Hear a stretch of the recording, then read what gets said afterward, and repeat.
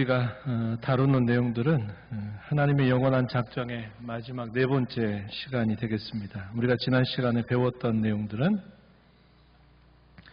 하나님께서 예정을 하신다 하실 때는 그 예정에 이르는 모든 수단들, 그 과정들이 거기에다 포함이 되어 있다는 것을 우리가 살펴보았습니다. 제가 건축에 대한 예들을 제가 들면서 우리가 어떤 건물을 건축하는 데 있어서도 대략적인 외형적인 그 조감도만 가지고 우리가 건축하는 게 아니라 그 건축을 어떻게 하겠다는 것에 대한 구체적인 모든 내용들을 함께 설계를 해서 그것을 시공업자들에게 넘겨주면 시공업자들이 그 설계도를 따라서 다 준비를 한다 그랬습니다. 하나님께서 창세전에 영원전부터 하나님이 예정하셨다 하셨을 때 그 예정이 언제 그 사람들에게 이루어지느냐 하는 모든 그 과정들, 그것들을 예정하실 때 모든 것들을 다 하나님이 정하셨다는 겁니다. 그래서 우리의 이 구원에 이르게 되는 모든 과정들에 대하여 이걸 구원에 이르는 과정, 구원의 질서 혹은 한자말로 구원의 서정이라고 부르는 일련의 이런 모든 과정들이 예정 안에서 다 결정이 되어 있다는 것을 우리가 배우게 된 겁니다. 이러한 내용들이 우리에게 주는 의미가 무엇인가 우리가 함께 생각할 때는 우리가 구원을 받게 되는 이 모든 과정들, 이것이 내가 한 것처럼 보이지만 그러나 그것이 가장 근원적으로는 하나님께서 우리를 택하심에 달려 있었다라는 것을 우리가 알게 된다는 겁니다. 그래서 유효하게 부름을 받게 되고 또 우리가 믿음을 갖게 되고 또 믿음을 통해서 거듭나고 또 하나님의 자녀로 우리의 신분이 옮겨지게 되고 하나님 앞에 의롭다함을 받고 또 우리가 거룩하게 되는 과정을 통해서 마침내 영화에 이르게 되는 이 모든 과정들이 다 하나님의 손에 다 달려있다.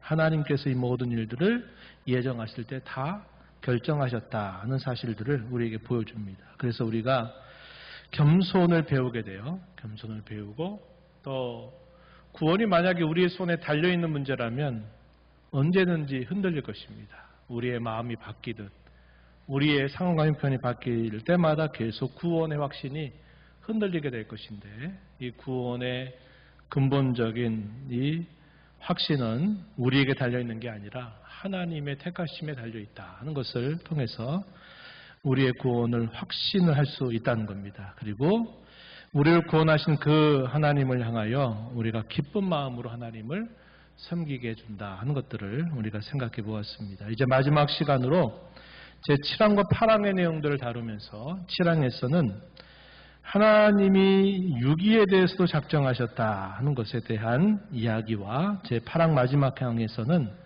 그렇다면 이 작정, 좁게 말해서 예정의 교리에 대하여 우리가 어떠한 태도를 가져야 될까, 그리고 이 교리가 우리에게 주는 유익들이 무엇인가에 대해서 마지막으로 정리하면서 제 3장의 내용을 우리가 마무리하게 됩니다.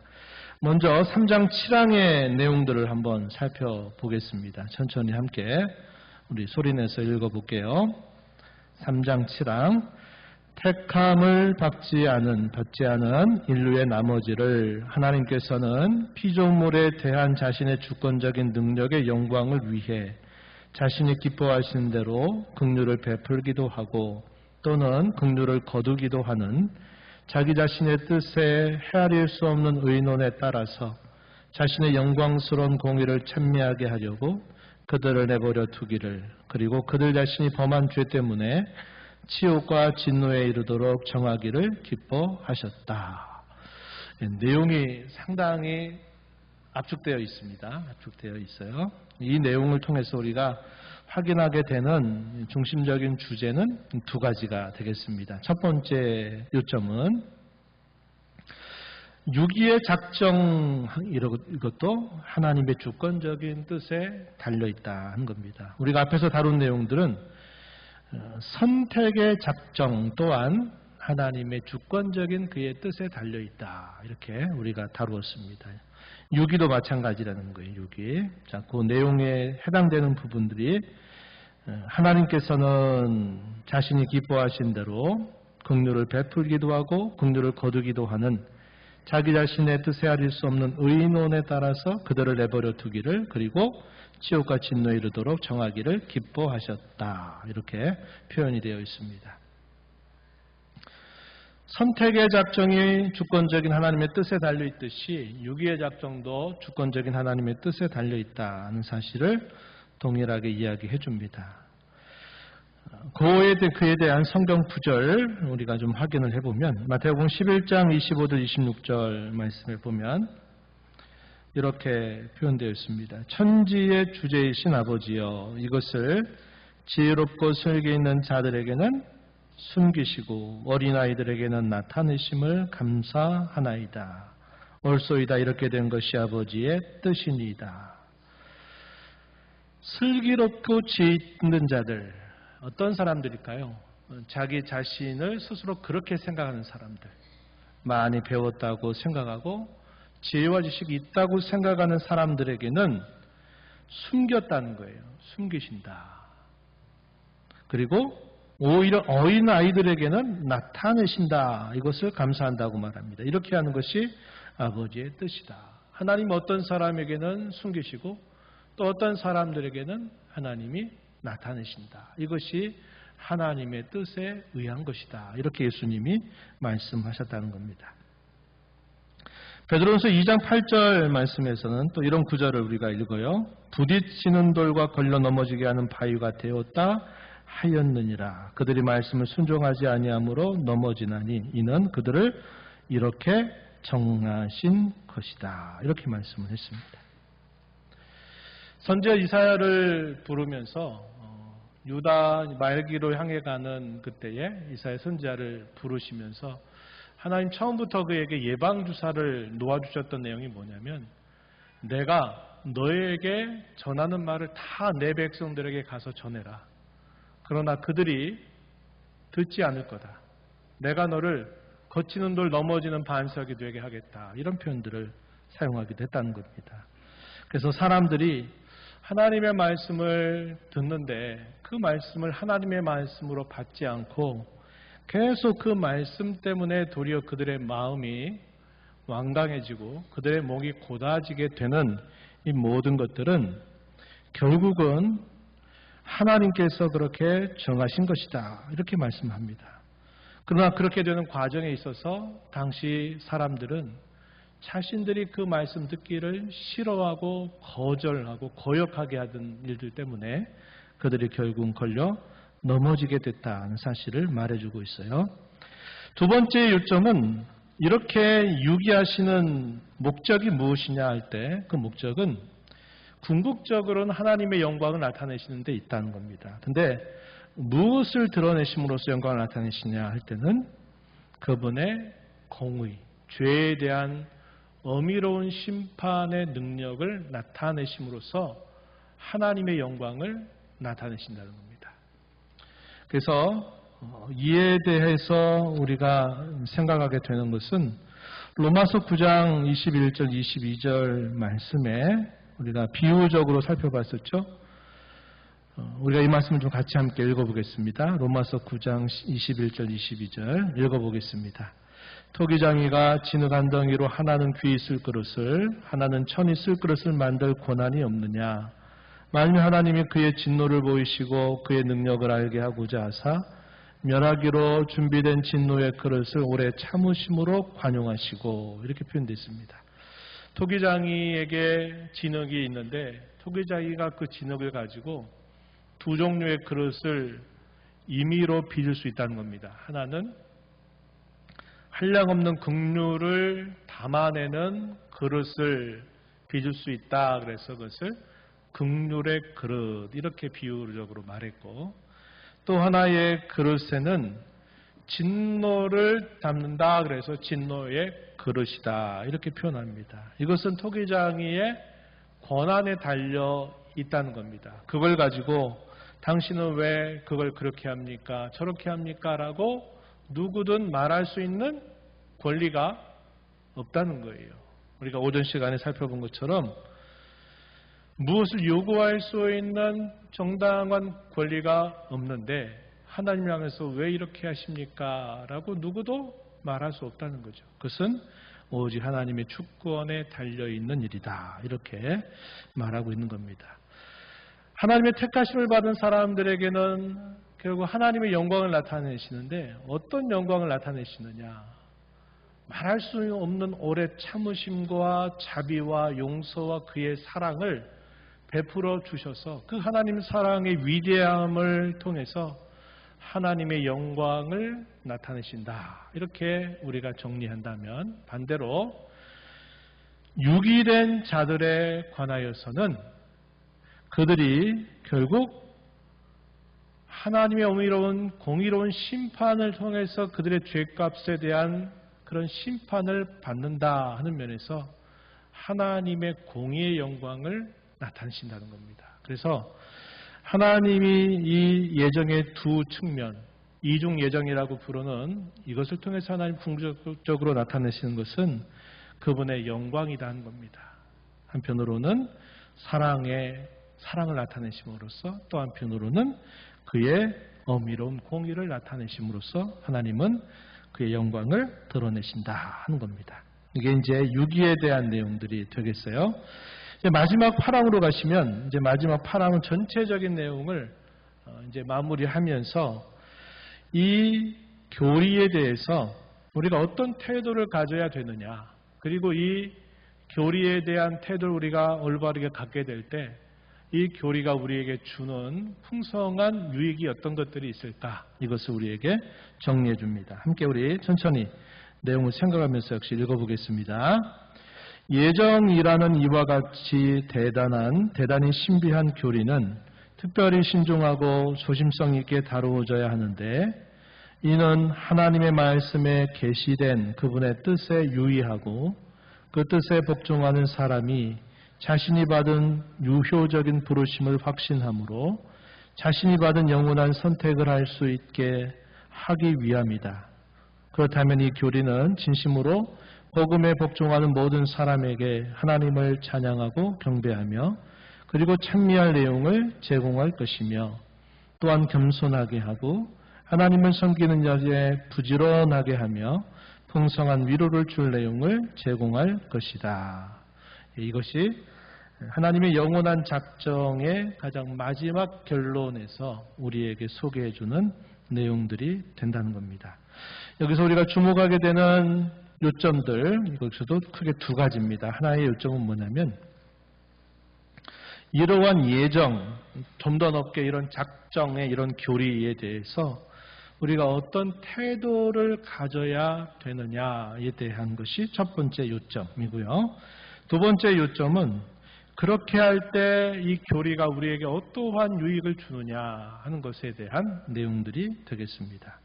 첫 번째, 이 교리를 우리가 다룰 때 어떻게 하라고 하냐면, 신비한 교리라고 그랬어요. 대단히 신비한 교리라고 표현했고, 특별히 신중하고 조심성 있게 다루어져야 한다, 이렇게 말했습니다. 신중하고 조심성 있게. 우리 앞선 종교개혁의 이런 종교개혁자들은 이런 내용들에 관해서 어떤 표현을 사용했냐면, 적정과 절도의 원리라는 말을 사용했습니다. 하나님의 말씀이 가는 데까지 가는 거예요. 그리고 그 말씀이 침묵하면 우리는 거기서 침묵한다, 이런 뜻입니다. 우리 흔히 부르는 CCM 찬송 중에 주님 말씀하시면 내가 나아가겠습니다. 주님이 멈춰서라면 내가 그곳에 서겠습니다 하는 태도를, 이걸 잘 정리하고 있는 용어가 바로 이 적정과 절도의 원리라는 겁니다. 뭐라고 표현했느냐, 신중하고 조심성 있게 이런 교리를 우리가 다루어야 된다 하는 겁니다. 그렇게 다루는데 구체적으로 설명하기를 하나님 말씀에 계시된 그분의 뜻에 유의해라, 이런 표현들을 따라서 우리 믿는 사람들은 어떤 일들을 판단하고 생각할 때 어떤 자세를 가져야 되느냐 할 때 이런 표현을 써요. 계시, 의존, 계시, 의존, 사색 이런 표현을 썼습니다. 뭐라고요? 계시, 의존, 사색 이런 말을 썼어요. 그러니까 우리가 어떤 일들에 대해서 말할 때 우리의 말하는 그 한도와 범위는 하나님께서 우리에게 주신 말씀의 그 성까지만이라고 하는 겁니다. 바울 사도가 고린도 교회에 쓴 편지 가운데 이런 말을 쓰죠. 말씀 밖에 넘어가지 마라 이런 표현을 사용해요. 말씀의 한도 안에서만 우리가 항상 생각하는 자세를 가지라는 거예요. 우리가 하나님을 어떻게 믿을까요? 우리가 세상 가운데 어떻게 살아갈까요? 라고 할 때도 우리의 그 중요한 기준선은 하나님의 말씀이라고 하는 그 정도와 그 범위 안에서만 우리가 믿어야 되고 또 거기서 우리의 삶을 배워야 되고 그렇게 실천하면서 살아야 된다 한 것을 가르쳐 주고 있습니다. 이러한 일들에 대해서 우리가 몇 가지 구절들을 좀 확인해 보죠. 우리가 읽었던 로마서 11장 33절 말씀에 로마서 1장부터 11장까지 전체 내용이 하나의 큰 묶음으로 묶어져 있고요. 로마서 12장부터 16장까지 또 하나의 묶음으로 되어 있어요. 그래서 전반부의 내용은 어떤 내용이냐면 하나님께서 우리를 어떻게 구원하시는가에 대한 풍성한 내용들을 소개하고 있고요. 그 다음에 12장부터 마지막 제 후반부 내용에서는 그렇다면 그런 구원을 받은 하나님의 자녀들이 혹은 교회를 이루고 있는 성도들이 구원을 받은 자로서 어떻게 살아야 될까에 대해서 말해주고 있어요. 그래서 전반부의 내용의 마지막 결론 내용이 우리가 읽었던 로마서 11장 33절부터 36절의 내용인데 그 내용의 핵심은 뭡니까? 오직 하나님께만 영광이 되게 해달라라는 내용이 이 모든 구원의 교리에 대한 결론으로 우리에게 소개해주고 있는 내용입니다. 그 내용이 시작되고 있는 구절이 33절이에요. 다시 한번 성경 구절을 보세요. 깊보다 하나님의 지혜와 지식에 풍성하며 그의 판단은 헤아리지 못할 것이며 그의 길은 찾지 못할 것이로다. 우리가 고백했던 이 고백 내용에 있어서는 신비한 교리다 이렇게 말했습니다. 왜 신비할까요? 이런 하나님의 예정이 어떠한 절차, 어떠한 과정과 어떠한 시간 속에서 어떤 방법으로 이루어지느냐 하는 것은 우리에게는 완벽하게 감추어져 있는 오직 하나님의 손에 달려있는 일이기 때문에 그러라는 겁니다. 그래서 바울 사도는 구원에 대한 하나님의 깊은 계획을 로마서 전반부에 쭉 소개해 주면서 마지막 결론에서 하나님의 지혜와 지식이 얼마나 풍성하고 깊은지 모른다 이렇게 고백하는 내용이 소개되고 있어요. 그의 판단은 우리가 헤아리지 못할 것이다. 그의 길, 그가 어떠한 절차와 방법과 과정을 통해서 그런 일들을 이루어 가시는지에 대해서도 우리는 찾지 못할 것이로다 이렇게 고백했습니다. 이걸 두고 뭐라고 우리가 정리할 수 있냐면 하나님의 불가해성 이런 말을 씁니다. 우리가 도무지 그를 이해할 수 없을 만큼 하나님은 그만큼 우리의 생각을 뛰어넘으시는 분이시다 이렇게 표현하는 말이 된다는 겁니다. 9장 20절 말씀에서 하나님의 고유한 주권에 대해서 깨우쳐주는 말씀이죠. 이 사람아 내가 누구에게 감히 하나님께 반문하느냐 지음을 받은 물건이 지은 자에게 어찌 나를 이같이 만들었느냐 말하겠느냐. 토기장이가 가지고 있는 주권에 대해서 그 어느 누구도 하나님을 향하여 말할 수 있는 권리를 가지고 있지 못하다. 그것은 오직 하나님의 전적인 그의 주권에 달려있는 일이다 하는 사실을 말해줍니다. 이것을 그 어느 누구도 침해할 수 없고 침범할 수 없다는 사실을 가르쳐주고 있어요. 신명기 29장 29절 말씀 아주 중요한 구절입니다. 우리 함께 이 말씀 읽어볼게요. 감추어진 일은 우리 하나님 여호와께 속하였거니와 나타난 일은 영원히 우리와 우리 자손에게 속하였나니 이는 우리에게 이 율법의 모든 말씀을 행하게 하심이니라. 아멘. 제가 가끔씩 이 구절을 소개하면서 중요하다 말씀을 드렸는데, 감추어진 일 그리고 나타난 일로 대조를 이루고 있습니다. 감추어진 일, 이걸 다르게 뭐라고 표현하냐면 감추어진 계시, 이렇게 표현도 합니다. 감추어진 계시. 이것은 우리 사람이 알 수 없는 오직 하나님의 고유한 영역에 달려 있을 때 이것을 두고 감추어진 일이다, 이렇게 표현합니다. 우리의 장래에 대한 것, 또 우리가 언제 어떻게 어떤 일들을 만나게 될런지 하는 이 모든 일들은 하나님이 감추신 일입니다. 우리가 그것을 알게 해달라고 기도 많이 한다 그래서 하나님이 그래 알려줄게 이렇게 하지 않으신다는 거예요. 그것은 내가 말할 수 있는 영역이 아니라 그것은 내 영역이니까 거기에 신경 쓰지 말라는 거예요. 반면에 우리에게 나타난 일이 있어요. 나타내 주신 일이 있어요. 이걸 다르게 우리에게 계시해 주신 일이다, 이렇게 말합니다. 이 나타난 일이 어디에 잘 요약이 되어 있느냐? 성경에 잘 요약이 되어 있다는 겁니다. 그 나타난 일은 쉽게 이렇게 말할 수 있겠죠? 이러한 것들은 너희가 힘써서 행해라, 이런 게 하나.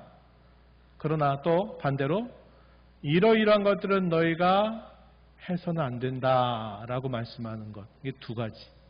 그래서 하나님 우리에게 나타내신 그분의 뜻은 크게 두 가지입니다. 해라, 하지 말아라 하는 거죠. 이게 가장 잘 요약되고 있는 게 뭘까요?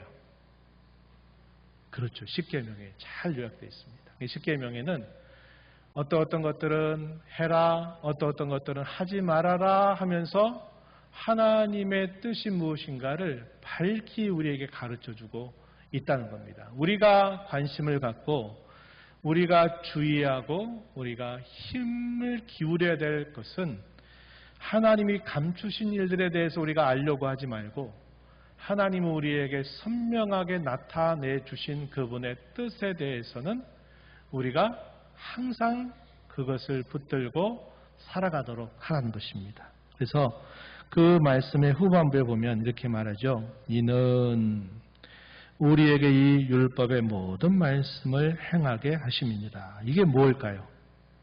나타난 일을 말합니다. 하나님이 밝히 하라 하지 말라고 말씀해 주신 그 일들은 우리에게 속한 일이고 우리는 이 율법의 모든 말씀을 행해야 된다 하는 사실을 우리에게 가르쳐 주고 있다는 겁니다. 그래서 하나님의 뜻에 있어서도 이 두 가지로 크게 나누어져요. 하나님이 어떤 것은 감추신 뜻이 있고 어떤 것은 나타내신 뜻이 있다 하는 것, 우리가 이것을 통해서 배울 수 있게 됩니다. 그래서 신비하다라고 말하는 이유는 하나님이 그의 오묘한 신비 속에 이런 것들을 감추어 두셨기 때문에 우리가 그런 것들을 이런저런 호기심과 우리의 생각을 가지고 막 알려고 할수록 우리가 마치 딜레마에 빠져버리는 일을 경험하게 된다는 겁니다. 하나님이 이렇게 말씀하셨으니 말씀하신 대로 우리는 믿는 것이고 하나님이 이렇게 하라고 하시면 그렇게 하라고 하시니 우리가 하도록 힘을 기울이고 하나님이 하지 말아라 하실 때는 우리가 그렇게 하지 않도록 우리의 마음을 거기에 집중해서 행하는 자세를 가질 것을 말해주고 있는 겁니다. 이렇게 하게 하면서 우리의 부르심과 택하심을 굳게 해라. 그렇게 되면 너희가 실족하지 아니할 것이다. 베드로후서 1장 10절에서 또 우리에게 이런 말씀을 주고 있습니다. 마지막 이제 두 번째 요점은 이러한 교리를 우리가 신중하고 조심성 있게 다루게 될 때 우리에게 어떠한 유익들이 있느냐 하는 것입니다. 크게 세 가지 정도로 나눠볼 수 있겠는데 첫 번째 내용은 하나님을 찬양하고 경배하게 한다 하는 겁니다. 왜냐? 하나님께서 우리가 태어나기도 전에 우리의 모든 운명을 결정하셨는데 특별히 우리를 하나님의 택하신 자녀로 불러주셔서 우리가 하나님을 알고 믿고 섬겨 그의 자녀가 되고 그가 약속하신 모든 복에 참여할 수 있게 된 것이 내가 결정하고 내가 노력해서 얻어낸 것이 아니라 하나님의 이 부르심의 은혜를 따라서 된 일이라고 하는 것을 우리가 알게 되기 때문에 그 하나님이 얼마나 우리에게 좋은 분이신가를 우리가 깨닫고 그를 찬송하고 경배하게 한다 하는 것입니다. 그래서 우리가 하나님을 찬양하고 경배하게 하는 좋은 유익이 있다는 겁니다. 두 번째는요, 우리에게 겸손을 가르쳐주고 또 우리에게 한편으로는 더 부지런히 하나님을 섬기도록 해준다는 겁니다. 우리가 얼마 전에 이 내용들을 다루면서 많은 궤변을 늘여놓는 사람들은 어떻게 이러한 가르침을 반대하느냐 했을 때, 아니 하나님이 우리가 태어나기도 전에 이 모든 일들을 결정했다면 내가 할 일이 과연 무엇이냐? 내가 하는 일하고 아무 상관없이 그분이 구원하기로 하셨으면 어떻거나 구원하실 것이고, 하나님이 유기하기로 하셨다면 내가 아무리 애를 쓰고 믿으려고 해봤자 나는 유기될 거 아니냐? 내가 할 일이 뭐가 있냐? 이렇게 생각해서 이 교리를 반대하는 사람들이 많이 있었다. 제가 그런 얘기를 드렸습니다. 근데 이 교리가 왜 신비하냐 했을 때 제가 이 고백서를 통해서 여러분들에게 소개한 것은 하나님이 제1원인자가 되시면서 우리에게 속해 있는 제2 모든 원인들을 결코 하나님이 폐하거나 협박하고 강제하고 공갈하거나 하도록 하나님이 하시는 게 아니라 이런 모든 제2 원인들을 하나님이 세우신다고 말하는 겁니다. 그래서 사람들은 이 교리를 잘못 오해해서 운명론이나 숙명론처럼 이걸 오해하고 하나님은 그런 폭군 같은 하나님은 난 믿지 않겠다라고 하나님을 반대하지만, 그러나 막상 보세요. 막상 그 사람이 왜 하나님을 거절하느냐 했을 때 그런 분이기 때문에 거절한다고 말하는 게 아니에요. 그의 마음속에 있는 죄, 하나님을 마음에 두기 싫어하는 그의 안에 있는 여러 원인들이 결국 하나님을 거절하고 믿지 않게 만들어버리는 겁니다.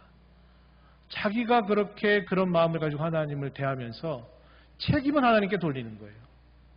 하나님이 그렇게 결정하셨다니까 난 이럴 수밖에 없는데, 이렇게 말하는 거죠. 제가 로마서를 바울 사도가 로마를 방문하기 전에 기록해서 로마에 있는 성도들에게 이 편지를 보낼 때 이 편지를 쓰게 된 아주 중요한 동기가 어떤 거라고 말씀을 드렸냐면, 교회 안에, 이 로마에 이제 교회가 초기에 세워졌어요. 세워졌는데 이 교회 안에 거짓된 교사들이 들어와 가지고 그 연약한 초기의 교회를 계속 흔들어댔던 겁니다. 그 흔들었던 중요한 하나의 이슈가 뭐였냐면 하나님의 주권을 무시하게 만드는 겁니다.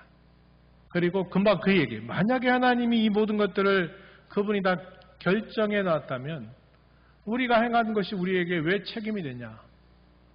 하나님이 그렇게 정해서 내가 그렇게 된 건데 하나님이 무슨 그렇게 우리를 심판하신다면 이것은 불의한 거 아니냐?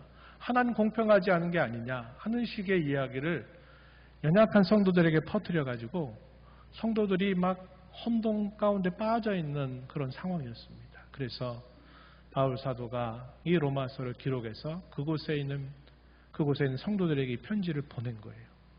그렇게 말하는 것은 결코 옳지 않은 일이다. 잘못된 것이다. 그들은 정죄받아 마땅하다 하는 이야기를 이 로마서를 통해서 그들에게 들려준 것입니다.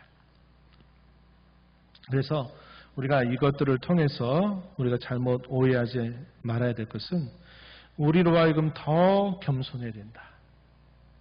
내가 다른 사람보다 더 노력하고 수고했다고 해서 그것이 마치 내가 잘해서 한 것처럼 해서는 안 되고 그 모든 것을 하나님의 은혜로 영광으로 돌리는 그런 자세를 우리가 이런 교리를 통해서 배우게 된다. 겸손을 배우게 되고 또 하나는 부지런히 섬기게 된다는 겁니다.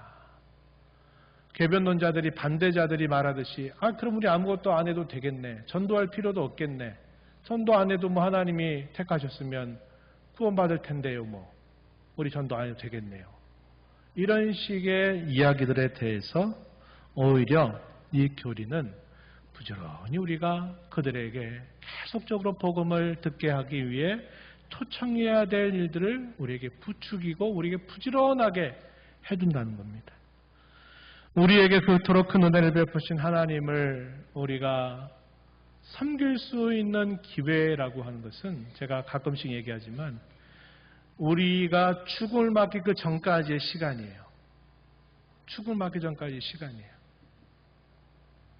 어떤 사람들은 반대로 생각한다고 그랬죠.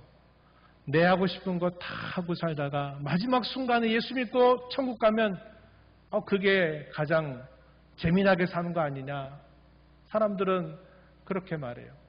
당신 아내가 교회에 속해서 권사가 되고 집사가 됐다 그러면 아내의 옷자락에도 잡고 천국 가겠다고 우스꽝스럽게 그렇게 이야기하면서 안 믿죠. 그럼 우리 성도 어떻게 생각해야 합니까? 반대로 생각해야 된다는 거예요. 나를 그토록 사랑하시고 우리를 그토록 위하시는 주님을 위해서 내가 비록 연약한 육신을 가지고 있고 또 내가 가지고 있는 기회가 그렇게 많지 않지만 내가 그 주님의 사랑을 깨닫고 내가 비록 죄된 연약함을 가지고 있고 죄의 몸을 가지고 있지만 그런 가운데서 내가 하나님을 기뻐하는 일을 할 수 있는 시간이 얼마 남지 않구나 이렇게 생각을 하면 그 짧은 시간을 내가 어떻게 살아야 되겠냐는 거예요. 우리 영화 중에 버킷리스트라고 하는 영화도 있어요. 그게 무슨 이야기입니까? 내가 죽기 전까지 내가 꼭 해보고 싶은 것을 목록을 다 써놓고 죽기 전에 꼭 해보고 싶은 거 해보려고 하는 거예요. 왜 그래요? 내가 할 수 있는 그 버킷리스트를 할 수 있는 기회는 죽기 전까지라는 것을 그가 알기 때문에 내게 시간이 얼마 남지 않았기 때문에 내가 하고 싶은 것을 그 짧은 시간 동안 내가 해보겠다고 하는 이야기를 담은 거죠. 우리가 주님의 사랑에 대한 감격과 구원에 대한 감사를 우리가 가지고 주님을 내가 사랑한다면 그분을 경외하기를 기뻐한다면 내 인생의 남은 시간을 내가 알 수 없는데 짧은 그 남은 시간들 동안 내가 비록 부족하고 연약해도 주어진 기회가 많지 않아도 내가 그 주님을 위해서 더 예배하고 더 찬양하고 하나님의 뜻을 더 내 삶 속에서 행하기를 내가 더 원하는 겁니다. 그럼 부지런하게 사는 거예요. 만약에 그런 마음이 없다 그러면 그 사람의 신앙은 대단히 건강하지 못한 신앙입니다. 건강하지 못한 신앙이에요. 이렇게 살아도 구원받을 거 이렇게 산다는 것은 그 사람의 신앙이 결코 건강하지 못하고 심각한 질병에 걸려있는 상태라는 것을 보여주는 것이 되는 겁니다. 그래서 이러한 교리를 우리가 배울 때 우리의 남은 시간이 짧지 않겠구나. 하나님이 더 뭘 기뻐하실까를 내가 조금이라도 더 생각하고 오늘 오랜 시간 나눈 것처럼 우리의 내면적인 것과 우리의 외면적인 것이 일치되도록 내가 어떻게든지 하나님 앞에 그렇게 살겠다는 마음을 가지고 부지런히 살아야 됨을 가르쳐 준다고 하는 겁니다. 마지막 세 번째는요. 풍성한 위로를 주는 거예요. 위로를 줍니다. 왜? 아까도 제가 말씀드렸듯이 구원이 너에게 달려있어. 네가 열심을 내고 네가 잘해야지 그게 네가 구원을 받는 거지. 너 그렇게 시험 들어가지고 침체돼가지고 그렇게 허우적거리면 야 네가 무슨 구원을 확신할 수 있어. 너 그럼 너 구원 못 받아. 이렇게 말하게 된다면 맨날 불안할 겁니다. 그러나 우리의 구원의 유일한 기초는 우리 자신에게 달려있는 게 아니라 우리 하나님의 이 예정의 교리 안에 견고하게 서 있다고 하는 사실들을 우리가 확신하게 된다면 때로 우리에게 역경과 시련이 닥쳐오고 죽음의 위협을 경험하고 많은 고난을 당하게 될 때도 우리가 위로를 받는 겁니다. 주님이 나를 붙들어 주실 것이다. 그가 그렇게 말씀하셨으니 나를 붙들어 주실 것이다 하는 그런 확신을 가지고 우리가 그 고난과 역경을 이겨나가고 뚫고 나갈 수 있게 된다고 하는 것입니다. 누가복음 10장 20절 말씀에서 제자들에게 전도할 것을 명령하시면서 보냈다가 나중에 돌아와서 막 보고하는데 놀라운 보고들을 해요. 예수님, 우리가 손을 댔더니 사람들이 치유를 받고요, 죽은 사람도 살아나고요, 귀신들이 쫓겨나가는 이 놀라운 일이 막 일어났어요 라고 제자들이 보고했더니 예수님이 뭐라고 말씀하셨느냐, 20절에 이렇게 말씀하는 겁니다. 귀신들이 너희에게 항복하는 것으로 기뻐하지 말고 너희 이름이 하늘에 기록된 것으로 기뻐하라, 이렇게 말합니다. 제자들이 귀신을 쫓아내니까 자기들이 어떻게 생각했어요? 야, 우리도 예수님이 하는 능력을 우리도 받았어, 이렇게 생각하고 계속 행할 줄 알았죠. 그런데 예수님이 제자 가운데 3명을 데리고 우리가 아는 변화산에 쭉 올라가셨어요. 변화산에 올라가서 예수님이 영광의 광채로 변한 모습을 목격했습니다. 근데 그 밑에 산 아래에 있는 제자들 가운데 무슨 일이 일어났냐면, 당시에 사람들이 내 아들 귀신 들렸으니까 예수님의 제자인 여러분들이 귀신을 쫓아내달라고 부탁을 했어요. 그랬더니 제자들이 처음에 어떻게 생각했을까요? 야, 우리 귀신도 쫓아내고 우리도 능력 행해봤어 가지고 막 하려고 했는데 됐어요, 안 됐어요? 안 됐어요, 안 됐어요. 예수님이 그 3명의 제자들을 데리고 내려와 봤더니 그 밑에서 난리가 났습니다. 아니, 예수님의 제자들이 왜 이렇게 귀신도 못 찾고 아무것도 못해요? 그러면 난리가 난 거예요. 예수님이 그 귀신 들린 사람을 고쳐주고 나서 예수님이 책망하시죠. 왜 우리는 이런 능력을 행하지 못합니까? 기도 외에는 이런 유가 너에게 나갈 수 없다, 이런 말씀을 예수님이 하셨어요. 이게 무슨 말이냐면, 귀신을 쫓아내고 하는 이런 능력은 내가 한번 행하면 영원히 행하는 게 아니에요. 그거는 되기도 하고 안 되기도 할 수 있는 일이에요. 그건 가변적이라는 거예요. 그러나 예수님이 너희가 기뻐할 것은 이런 걸로 기뻐하지 말고 정말 기뻐해야 될 건 변치 않는 것, 너희의 이름이 하늘에 기록된 것으로 인하여 기뻐하라는 거예요. 그걸 말씀한 겁니다. 이제 마무리하겠습니다. 우리는 이 작정과 이 예정의 교리들을 통해서 무엇보다도 하나님이 나를 택하셔서 내가 이 자리에 있구나 하는 것에 대해서 우리는 감사를 올려합니다. 만만감사합니다. 그리고 이 작정 교리가 주는 유익에 대하여 우리가 조용히 묵상하고 잘못된 태도를 조심해야 돼요. 대표적인 잘못된 태도, 운명론이나 숙명론, 우리 한국의 무속신앙처럼 팔자 타령하는 거, 내 팔자가 이런 걸 이렇게 생각하지 말아야 된다는 겁니다. 오히려 적극적인 태도를 가지고 내가 어떻게 나를 사랑하는 하나님을 위해서 내가 어떻게 더 하나님을 섬길까, 어떻게 기쁘시게 할까를 우리가 부지런히 힘써 살아가는 신앙의 걸음이 되어야 하겠다는 것입니다. 기도하겠습니다. 하나님 아버지, 감사합니다. 지난 여러 시간들을 통해서 하나님이 창세전에 영원하신 예정을 통해서, 작정을 통해서 모든 인류의 역사와 그 안에 살아가는 사람들과 천사들의 존재에 대한 하나님의 예정이 있음을 저희가 살펴보았습니다.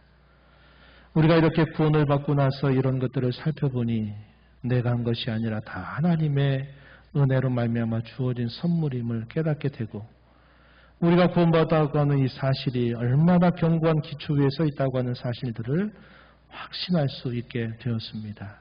이러한 교리를 신중하게 다룰 뿐만 아니라 이런 교리를 통해서 다 부지런히 하나님을 사랑하고 경외하고 하나님을 즐겨 섬겨가는 저희들의 신앙의 걸음이 되게 해주시기를 간절히 바라옵고 예수님 이름으로 기도하옵나이다.